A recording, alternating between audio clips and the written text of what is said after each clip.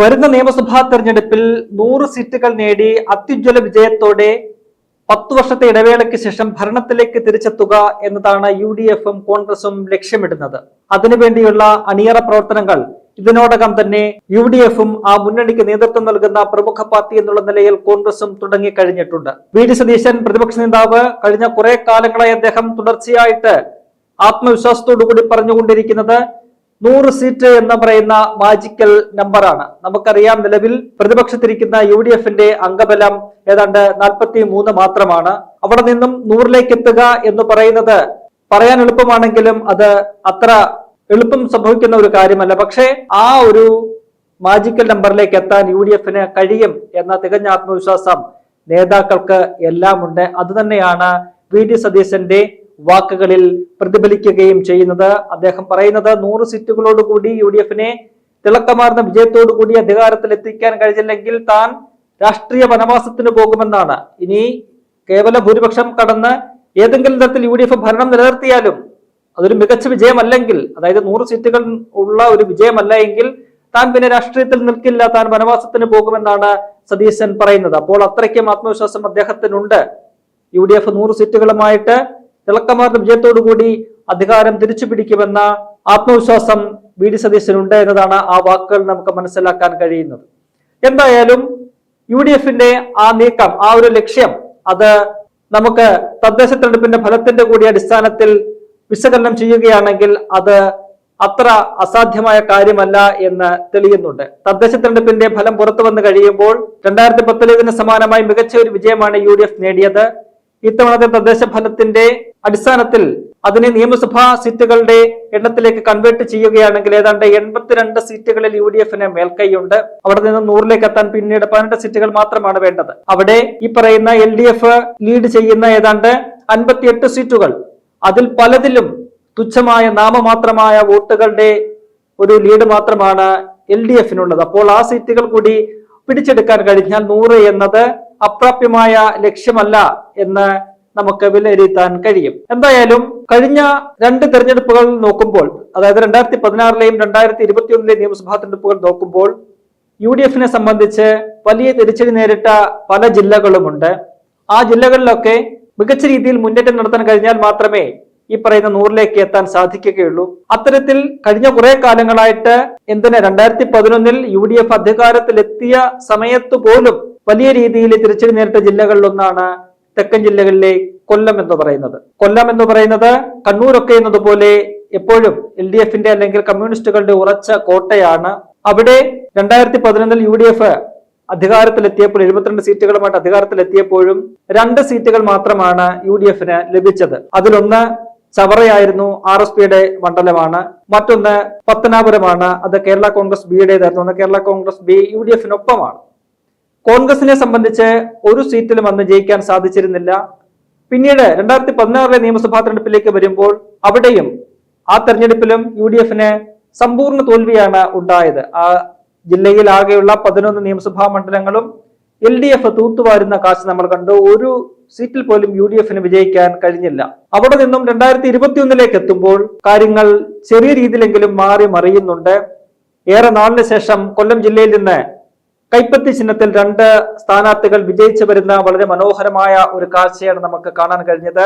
അതും LDFന്റെ 2 സീറ്റുകൾ, സിറ്റിംഗ് സീറ്റുകൾ പിടിച്ചെടുത്തുകൊണ്ടാണ്. അതിലൊന്ന് കുണ്ടറയാണ്. അവിടെ PC വിഷ്ണുനാഥ് കൈപ്പത്തി ചിഹ്നത്തിൽ മത്സരിച്ച് ജയിച്ചത് 1ാം പിണറായി മന്ത്രിസഭയിലെ മന്ത്രിയായിരുന്ന J. മേഴ്സിക്കുട്ടിയമ്മയെ പരാജയപ്പെടുത്തിക്കൊണ്ടാണ്.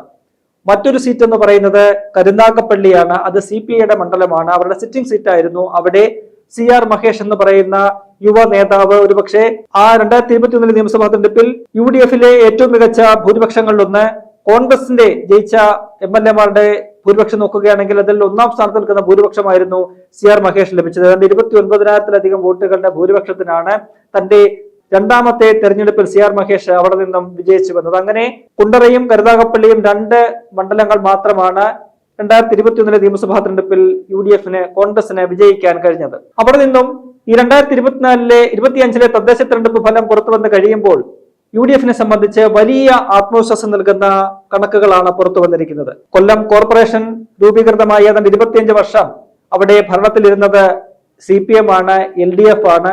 ആ കോർപ്പറേഷനിൽ വൻപൻ അട്ടിമറിയിലൂടെ ഭരണം പിടിച്ചെടുക്കാൻ UDFന് സാധിച്ചു. ആകെ 56 വാർഡുകളാണ് കൊല്ലം കോർപ്പറേഷനിൽ ഉള്ളത്.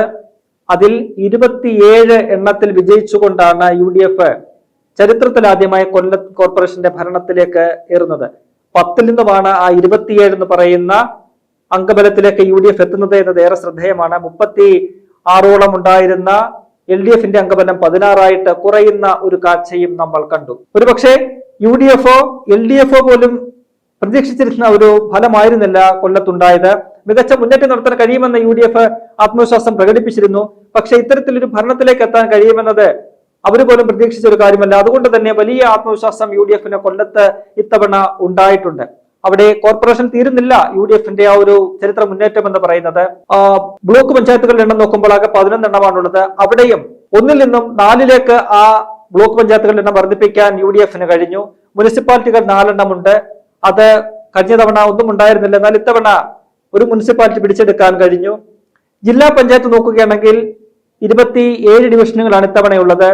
അതിൽ 17-10 എന്ന നിലയിലാണ് LDF ഭരണം പിടിച്ചിരിക്കുന്നത്. 2020 അവിടെ 26 വാർഡുകളാണ് ജില്ലാ പഞ്ചായത്തിലുള്ളത്. അന്ന് 23-3 എന്ന് പറയുന്ന ഏകപക്ഷീയമായി വിജയം LDF നേടി. അവിടെ നിന്നുമാണ് 5 വർഷം കഴിഞ്ഞ് 2025 തദ്ദേശ തെരഞ്ഞെടുപ്പിലേക്ക് എത്തുമ്പോൾ ഒരു വാർഡ് കൂടുന്നു, 27 ആകുന്നു. അവിടെ 3 നിന്നും 10 എന്ന നിലയിലേക്ക് ജില്ലാ പഞ്ചായത്തിലെ വാർഡുകളുടെ എണ്ണം അംഗബലം വർദ്ധിപ്പിക്കാൻ UDFന് കഴിഞ്ഞു. ഏറ്റവും വിസ്മയകരമായ നേട്ടമുണ്ടാക്കിയത് പഞ്ചായത്ത് തലങ്ങളിലാണ്. ഗ്രാമപഞ്ചായത്തുകളിൽ 2020 ഏതാണ്ട് 20% പഞ്ചായത്തുകൾ, 19 പഞ്ചായത്തുകളും കണ്ട് മാത്രമേ UDFനെ സംബന്ധിച്ച് ഉണ്ടായിരുന്നുള്ളൂ.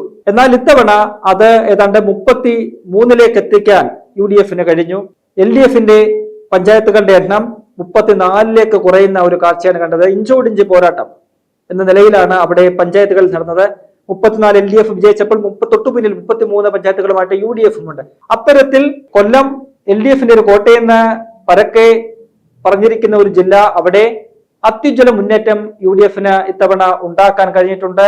അത് വരുന്ന നിയമസഭാ തെരഞ്ഞെടുപ്പിലും പ്രതിഫലിക്കുമെന്ന കാര്യത്തിൽ യാതൊരു സംശയവുമില്ല.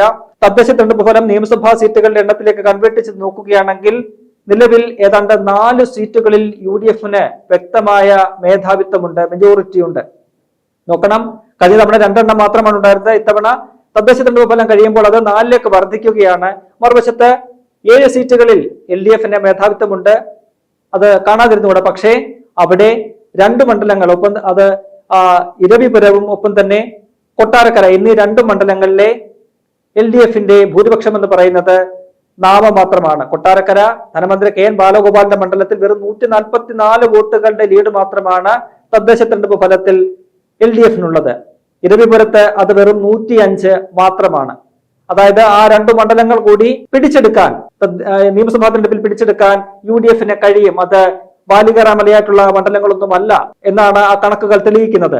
അങ്ങനെ വന്നാൽ ഏതാണ്ട് 4ഉം 2ഉം 6 7 സീറ്റുകൾ അവിടെ കൊല്ലത്ത് മാത്രം വിജയിക്കാൻ UDFന് കഴിയുന്ന ഒരു രാഷ്ട്രീയ സാഹചര്യം ഇതിനോടകം ഉരുത്തിരിഞ്ഞിട്ടുണ്ട്. അത് UDFനെ സംബന്ധിച്ച് വലിയൊരു മുന്നേറ്റത്തിന്റെ സൂചനയാണ് നൽകുന്നത്. കാരണം കഴിഞ്ഞ തവണ വെറും 2 സീറ്റുകൾ മാത്രം ഉണ്ടായിരുന്ന ഒരു ജില്ലയിൽ ഇത്തവണ അത് 6ലേക്കോ 7ലേക്കോ എത്തിക്കാൻ കഴിയുന്നു എന്നത് ചെറിയ ഒരു കാര്യമല്ല.